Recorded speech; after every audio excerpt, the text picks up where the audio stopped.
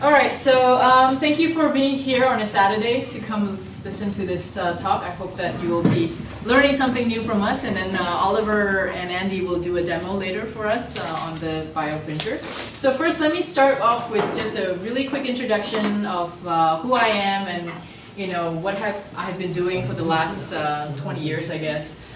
So I am trained as a chemical engineer. I got my first degree at UC Berkeley, and then I did my PhD in Imperial College. When I was at Imperial, I was doing primarily research in stem cells, blood stem cells, and also bioprocess design and bioreactor design and whatnot. And then I actually did a couple of years as a process engineer in the semiconductor industry for a little bit before I went for my PhD. And then I went to NTU and became an assistant professor in bioengineering. So I was teaching quite a bit hardcore engineering classes in the bioengineering fields, and also did a lot of research related to bone marrow, in vitro models, and also cardiac tissue engineering. So that's how I sort of got involved with 3D bioprinting as a technology, because it's one of the tools that will allow you to create more sophisticated structures. And then when I came back here, I decided to start a company, and I was also consulting for a company called Solidus Biosciences. They're doing high throughput 3D assays for pharmaceutical drug testing applications. And then also founded this company, SC3D, and we got some funding from the government to create this product device, and that's how we started this journey. So first, let me give you sort of a quick background in terms of the history of bioprinting and how it's sort of related to 3D printing as a technology. So I think some of you may know that 3D printing was first invented in 1983, right? The inventor Charles Hull, he invented this process called stereolithography and patented this idea. And basically, it's really the idea of a layer by layer forming of materials, right, into a three-dimensional structure. And that really started the whole 3D printing revolution, where people, instead of doing subtractive manufacturing, you're doing additive manufacturing, where you're creating products and objects through a layer by layer methodology, right? So 3D Systems and Stratasys was later founded. And somewhere around 1990, there was a very famous researcher, Gabor Forgax. He stumbled upon this technology, 3D printing, and he found that it's very similar to the concept of tissue engineering, how we as bioengineers, we try to create tissue by doing a layer by layer layering of cells, right, and even scaffolds. So he thought that there's a very close parallel between 3D printing with tissue engineering. So he sort of created the idea of bioprinting using a 3D printing technology, right? So a few other researchers also started to look at using 3D printing as a technology platform to create, scaffold tissues. So that was the first example in 1999, where they used 3D printing to create a synthetic scaffold that will allow them to use that for creating a human bladder. And then in 2003, another researcher, Thomas Boland, he used the concept of an inkjet printer to deposit biological compounds, right? So very similar to a Canon printer, for example, where you're just dispensing, inks, but in this case, inks of biomaterials and biological entities. And then finally, in 2007, the first bioprinting company, Organovo, was founded. So this was founded by Gabor. The first commercial bioprinter was introduced in 2009, and that was the Novagen. And this is basically how we've sort of transitioned from the original concept of 3D printing into potentially one day we can print an organ, right? So that's really how it developed.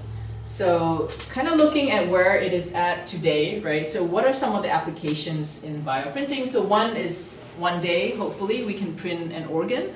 But that's still quite far away in terms of where we're at today and where we need to be in order to create a functional organ that you can actually transplant to a patient, right? There's already a lot of progress in the last 10 years, I will have to say. that, you know, we have created, a few researchers have created small organ or organoids that function like an organ, but it's not ready for transplant into humans. So they have done like mouse studies and clinical, well, not clinical trials, but mouse studies so far, and it looks very promising. So that's where we're at today.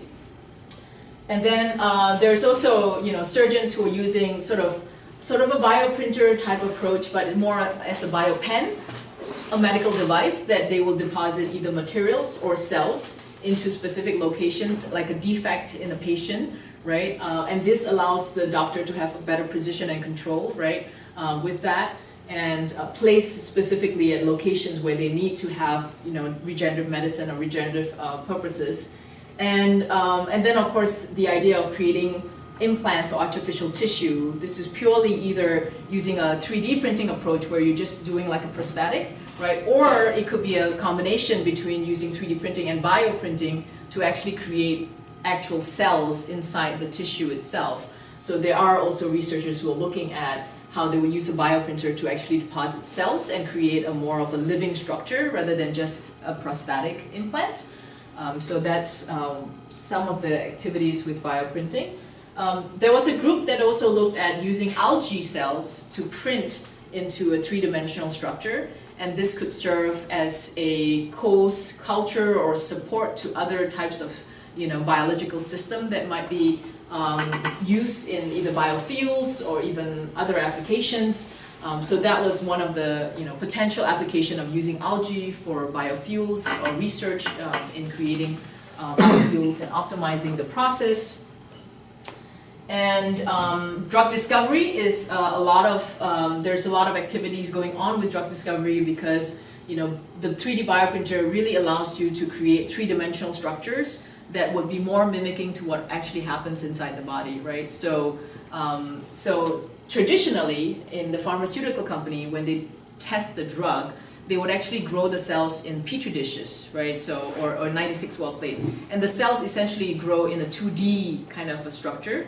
So a lot of the original morphology of the cell is lost because everything is grown in 2D, right? And the ability for us to, you know, kind of coerce the cells to grow in a three-dimensional structure really allows us to create, I guess, physiological environments for the cells to grow that will mimic what's really going on inside the body. So the tumor cell, for example, is a great example, right? Because solid tumors are spherical, right? They're 3D in structure. If you grew the tumor cells in the 2D surface, then they lost all the morphology that it's supposed to be, right?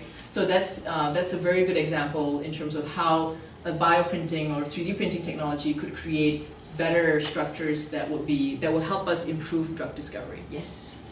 Not drug discovery is you printed at molecular level.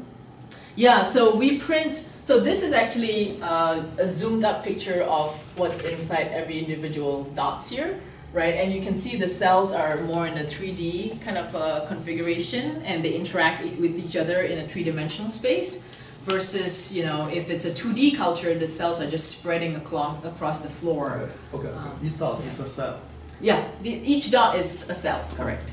Yeah, so so this is a fluorescence stained cell, and typically, you know, this is one of the, you know, kind of biological stains you use at live date staining.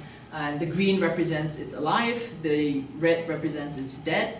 So, you know, these are some of the typical stains you would do to just screen whether the cells are alive or dead. So yeah, so a lot of the pharma companies, they really utilize a lot of the high throughput based technology to screen a lot of drugs, because they have to screen tens and thousands of drugs, right? So high throughput technology, robotics is very important for making that possible. You can't do all of that by hand, obviously. So that's why there's a lot of interest in using, you know, robotics and bioprinting technology for improving drug discovery. And then a few years ago, there was a company who also showed that they can actually produce meat, lab-grown meat, using bioprinting technology.